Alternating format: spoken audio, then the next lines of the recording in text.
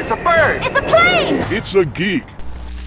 So for the past month or so, a little over a month, I have been watching X-Men 97. And I've been watching X-Men 97 mainly because they're supposed to be continuing the series, supposed to be coming up with some more shows, a whole nother season at the end of this month. So that led me to the question of, also before I get started, I do want to let y'all know, yes, I have been going, have some exams this week.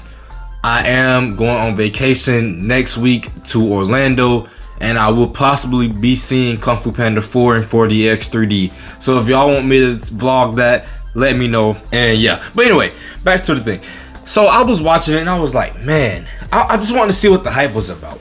You know, as a person who watched the 90s Spider-Man, the animated Spider, I watched the Spectacular Spider-Man, and this is going to lead me to my rant that I'm going to have later on in this video. I was kind of intrigued to see why Marvel chose to go the route of continuing that show and not the animated Spider-Man series, the 90s one, or Spider-Man, Spectacular Spider-Man. So I'm watching it, right? I'm watching it, and I picked up a few things, right? For one, I feel like the show is not trash, but I feel like for a lot of it, it's probably nostalgic based. And you can't just say, well, it's good, it'll be good for people who grew up in that era, because I didn't grow up in the 90s, and I really enjoyed the Spider-Man 90 series. But for me, the characters, I feel like there's too many characters.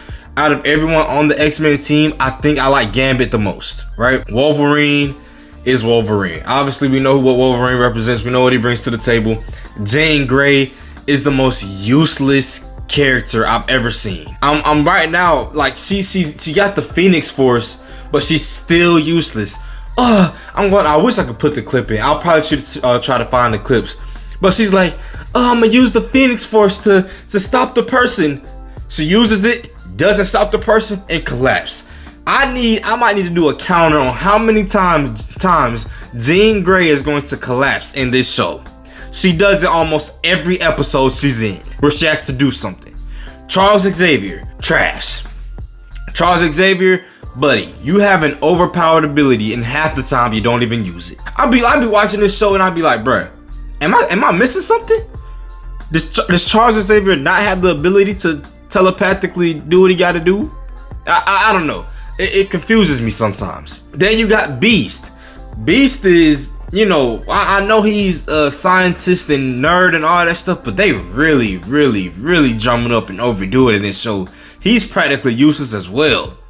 The only person on this team who is actually useful, actually it's 3 people, I lied. Storm, Rogue, and Gambit. That's it. Cyclops is Cyclops, but what is a Ray Blast gonna do?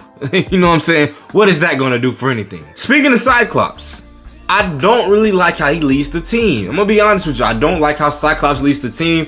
It's different than Captain America's approach. Cyclops seems like he's a little more... He reminds me of a police officer who got bullied when he was in middle school, and now he has some power and wants to kind of just inflict it on everybody. That's the vibe Cyclops gives me. I really wasn't feeling it. Rogue, her storyline, her everything, even when the Captain Marvel stuff was in the beginning, she's like, I don't know how I'm able to fly and how I got strength. But at the end, she explains everything. They had the whole Captain Marvel saga and all that. And that's really good. They really go in depth with Rogue's story, and I really enjoy it. Storm as well. Storm has her own story arc, which has to go back to her hometown and save her adopted son. And that's also really interesting too. Her powers is like, people say Storm's powerful, but we don't really see that in X-Men 97 like that. I feel like that's a good touch for them to just make the grounded people, and it's just weird. It's kind of a weird thing. The people you wouldn't really expect to be super powerful are the ones who are mainly the powerful in the show. The ones who you expect to be super powerful, like Charles Xavier and Jean Grey, they're basically useless. Like Beast, they're basically useless. I would say this, right? So those are all the negative things I liked about the show. And this is gonna be 3 parts: the negative things, the positive things, and then why. All right. So stay with me, stick around, and stay with me, basically. So the positive things, I like how they do this show, and by that I mean there are literal story arcs in everything. So there'll be like a 5-episode story arc with the Phoenix Force, a 6-episode story arc with the Juggernaut, this story arc with Rogue, and this story arc with Cyclops, and this story arc with and they span out to a lot of episodes. Because what a lot of times what shows do is they'll do singular story arcs within each episode. So they'll do one thing in one episode and then forget everything they done the previous episode. What X-Men does is they'll have arcs and they'll remember everything that happened before. So it's kind of, you're actually seeing a gradual increase in the story. You're seeing a gradual increase in how the characters develop, and that makes you really appreciate as a watcher what you're watching, because you're seeing these people be kind of mid at the beginning and eventually become, you know, decent superheroes. That's probably my main thing that I love about this show. Obviously, I love the intro. I love how it's paced. The stories itself are really, really good. They don't make me kind of bored.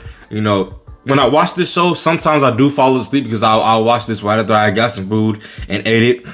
But I always go back, rewatch what I might have missed, and do that. So I really enjoy the show. I really do.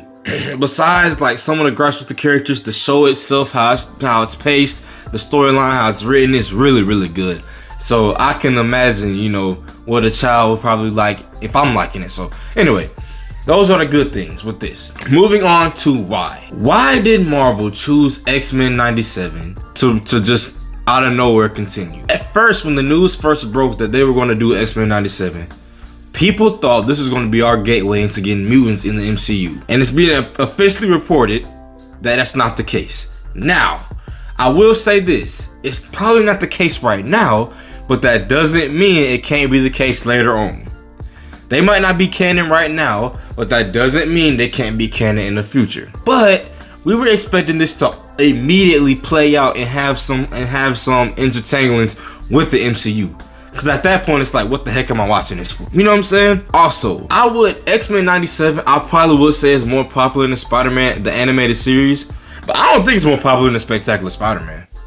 And that's me being completely honest. Spectacular Spider-Man had like, what, one or two seasons? And after that, it ended.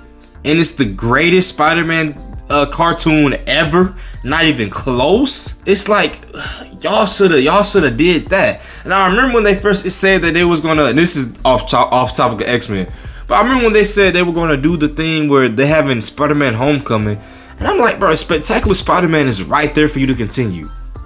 Spider-Man animated series, Spider-Man, I guess you can call it Spider-Man 97. It's right there for you to continue. Why are we getting this crap that looks weird? Why are we getting X-Men 97? Especially if it's not going to continue. It's like, if we're not going to continue, give us stuff that we actually want. You know what I'm saying? But yeah, I thought that was an interesting thing for Marvel to do.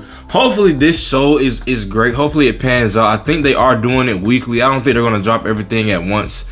Because usually when you drop everything at once, that gives you like that gives the watchers a bad thing. Like, they kind of just want to drop this and get it over with. So I think this will be a weekly thing. I'm not sure when the exact date the episodes start rolling out, but I do know it is at the end of this month. We're sitting in March currently. But yeah, that's all I got for you. I want to come back, touch base with y'all. Before I go, I think I do want to start doing episode reviews on Shogun. Let me know if y'all want that. Shogun episode 3 drops today.